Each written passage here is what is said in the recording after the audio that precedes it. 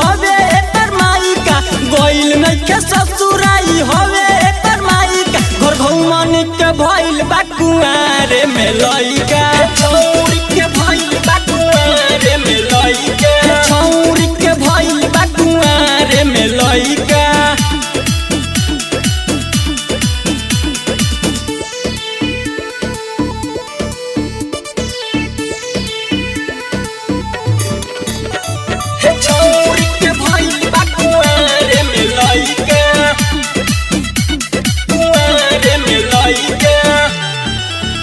इतना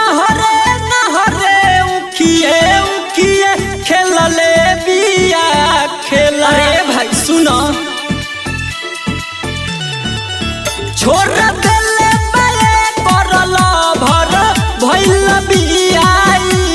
अकेला आवा हो गौवा के लइका मांगतावे तइका गौवा के लइका मांगतावे तइका हे छौरी के भइल बा कुआरे में लइका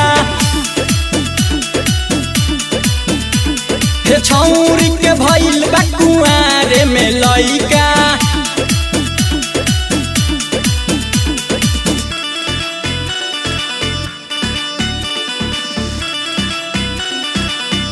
हे छौरी के भइल बा कुआरे में लइका हे छौरी के भइल बा कुआरे में लइका देखिए कारा के हंस ताटे गौआ सामान नाश कर देले बिया हई कहेला जतवा नहीं बाटे कराला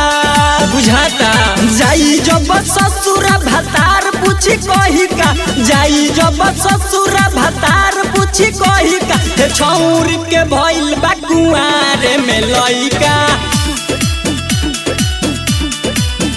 घर घुमनी के भइल बा कुआरे में लइका कमलेश रिकॉर्डिंग स्टूडियो मोहम्मदपुर।